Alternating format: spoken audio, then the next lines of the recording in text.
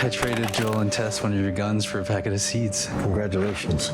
The last Sony console I had was a PlayStation 2, so I didn't get to play The Last of Us Part 1. I just played and saw parts of the game with a close friend on his PlayStation 3. Over the years, I keep hearing about it, so I'm aware of how it begins, how it ends, and how the sequel continues. Cinematic games have never been my cup of tea, but I still remember the few times I shared the campaign with my friend fondly. It had an emotional story, compelling characters, gripping survival gameplay, and a hard-hitting father and daughter journey. Was that everything you hoped? Nevertheless, you could say that I didn't play the game, so I'm approaching HBO's The Last of Us as a filthy casual. How dare you! I also grew up and live in a South American country, so I do not appreciate US content as highly as most of YouTube does. For example, I believe the quality of Hollywood shows and movies is lower than ever, with a few exceptions, but they make up by adding progressive elements into the content to receive free publicity and praise. So personally, I think this deviation from the source material is outstanding and achieves such a high quality in storytelling that it's baffling how well the creators are pulling it off. So I came into the show with moderate to low expectations. I was happy to find the first 2 episodes were good enough. My complaints point at lazy transitions, awkward acting, not enough world building, and a stale relationship between the main duo. This is not a review though. For now, let's put a hold, just like the show did, for episode 3 and dive into a completely different type of story. A pristine LGBT utopia that feels all too familiar. Where have I seen the rainbow paradise before? Episode 3 introduces Bill and Frank, 2 gay men living together and loving each other within a dystopian world. Their bubble reality is a clean, pristine town with infinite fuel, water, meat, cancer, medical tests, and medicines. It's as if their sexuality created a protective field around the town that keeps everything fresh, hidden, and beautiful. As if being gay is the key to happiness, even on a post-apocalyptic world where a virus turned everyone into an asshole. This is the 4th example of this storytelling pattern I've seen since 2021. The message is homosexuality equals peace and paradise.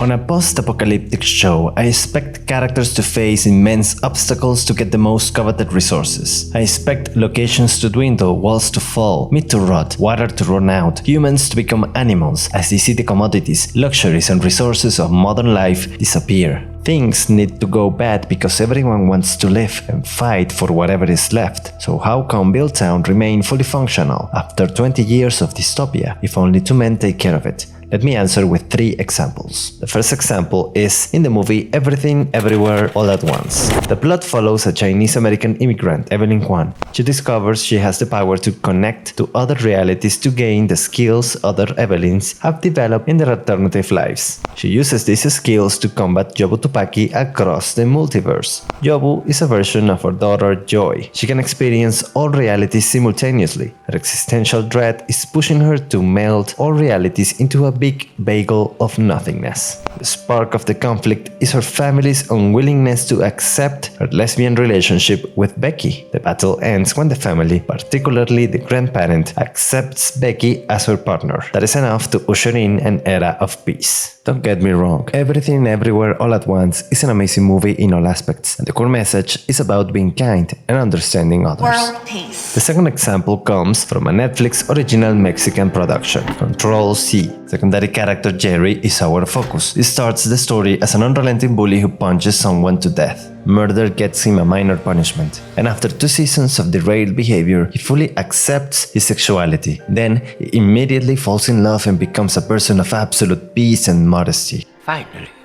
inner peace. The third example is completely in your face. Out of his butt?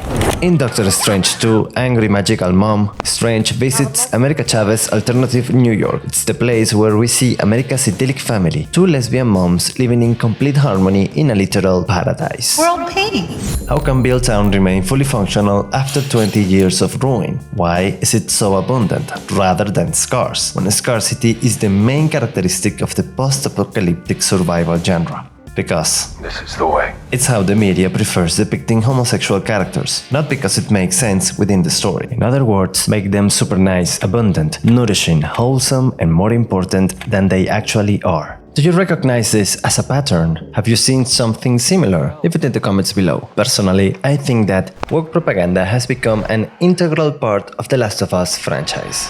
We saw it in episode 3 just as much as fans have seen it creep into the video game series. I'm stronger. I'm smarter. I'm better. By woke, I mean the constant repetition of how the value, life, and qualities of a person depend on their gender, race, and sexuality. And by propaganda, I mean a series of misleading and perhaps influential storytelling patterns built into entertainment products for the masses. But compared to others, like Rings of Power, it's professional and part of an overall good product. It's professional enough to make audiences feel invested in a relationship that started after trading sex for food and water. The quality, the acting, and the emotion were high enough to make audiences forget the show's setting is a ruined wasteland rather than a self-sufficient town with no significant perils. Bill and Frank's love story could have been a short segment before the initial credits, like this scene or this one, but treating a side gay relationship as a side story would be evil.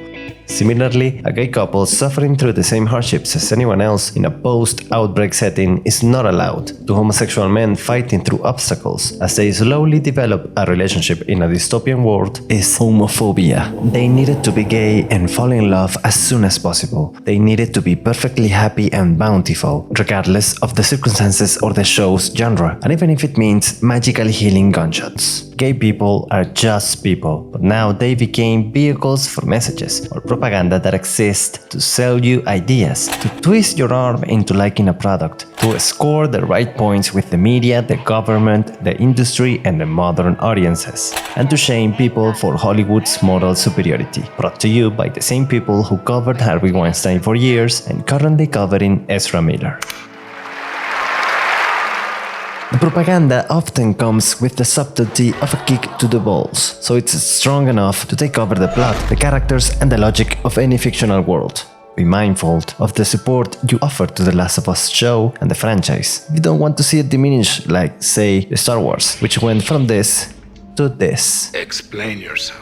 I'll post a full review of The Last of Us when the show ends. Thank you for watching. If you like the product, subscribe to the channel, hit the like button, join the conversation, and keep the comment section civilized.